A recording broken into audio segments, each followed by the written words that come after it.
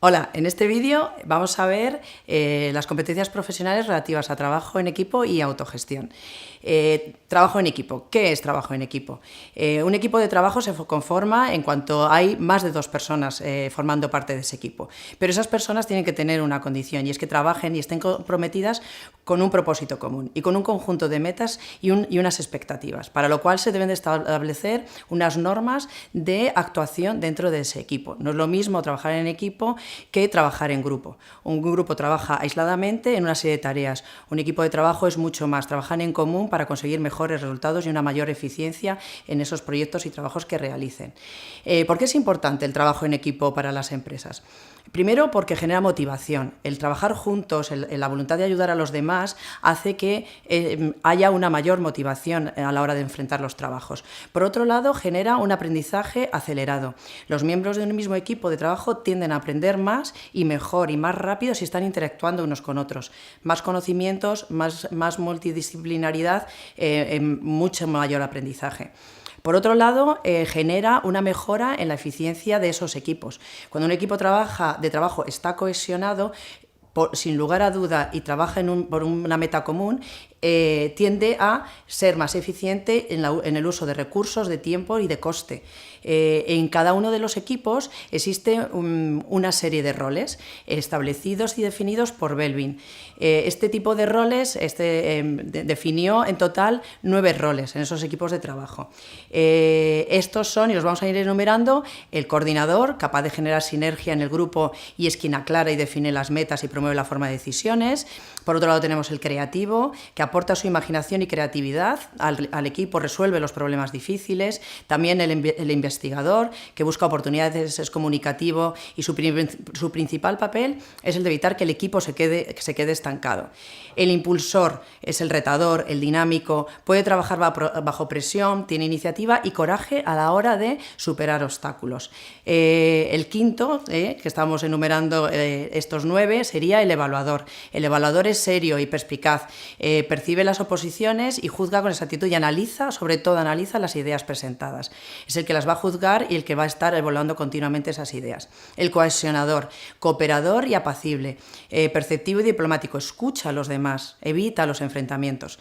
El implementador, organizador, práctico, que transforma las decisiones y estrategias en tareas definidas y realizables. El finalizador es el meticuloso del equipo, el que vela por no dejar nada que hacer y el que es esmerado y concienzudo. Finalmente, el especialista. El especialista es el que está interesado por una sola cosa a la vez, es el que tiene un conocimiento concreto y es el que recurrimos porque es la persona a la que sabemos que va a tener ese conocimiento técnico específico.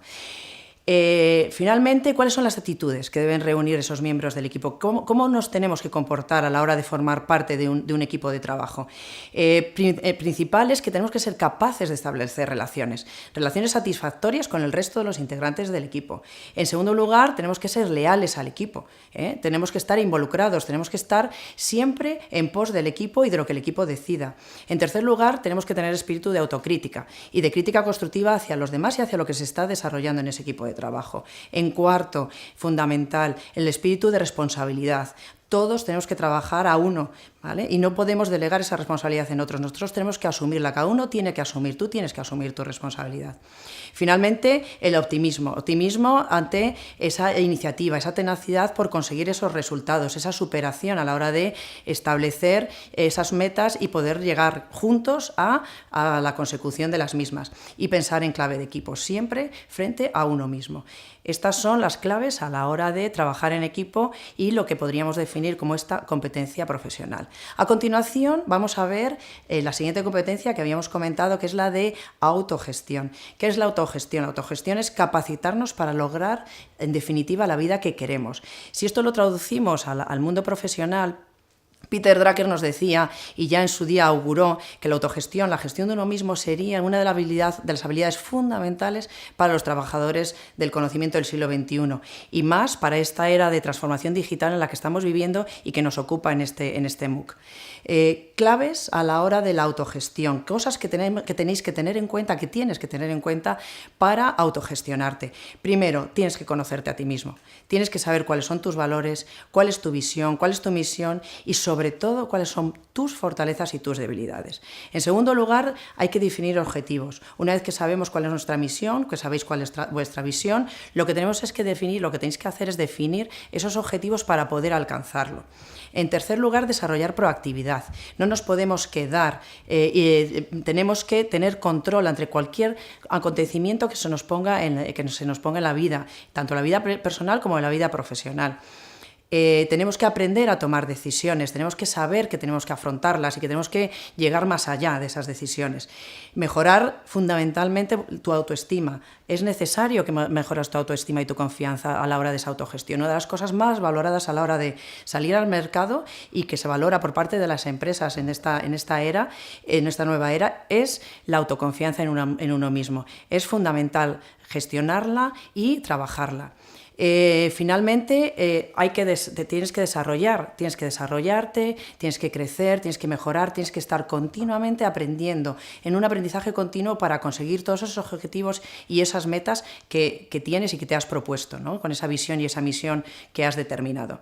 Finalmente, podríamos decir que cuáles son las ventajas que tiene la autogestión en el mundo laboral. En el mundo laboral, la autogestión tiene varias ventajas. La primera es la autonomía. Si nosotros somos personas que nos autogestionamos, que sabemos muy bien cómo somos, lo que queremos, hacia dónde vamos y cuáles son nuestros objetivos, vamos a tener esa autonomía, nos va a dar autonomía. La autonomía de una persona en el trabajo es fundamental porque le permite a la empresa saber que puede delegar en él cualquier toma de decisión, cualquier proyecto, cualquier actividad para poder llevarla a cabo. En segundo lugar, sería la responsabilidad. Nos hace responsables. Autogestionarnos nos obliga a tener que tener en cuenta siempre cuáles son nuestros cometidos y por lo tanto nos hace responsables. Y de cara a la empresa también, esa responsabilidad también es fundamental. En tercer lugar, el compromiso. Nos hace comprometernos. Estamos hablando de que cuando nos autogestionamos estamos hablando de nosotros. Estamos intentando siempre crecer nosotros y pensar en nosotros. Y por lo tanto hace que estemos comprometidos con nuestra actividad y con la empresa, lógicamente, que es donde estamos desarrollando esa actividad. Y en cuarto y último lugar, lo que va a permitir es ser más creativos. Como vamos a tener autonomía, como vamos a tener esa responsabilidad dentro de las empresas, también nos va a permitir ser más creativos a la hora de abordar las actividades. Y esto también es muy valorado en las empresas. Las claves últimamente en las empresas son la innovación, la mejora de procesos continua. Y esa es una parte que te va a competir a ti como futuro profesional de esta nueva era digital.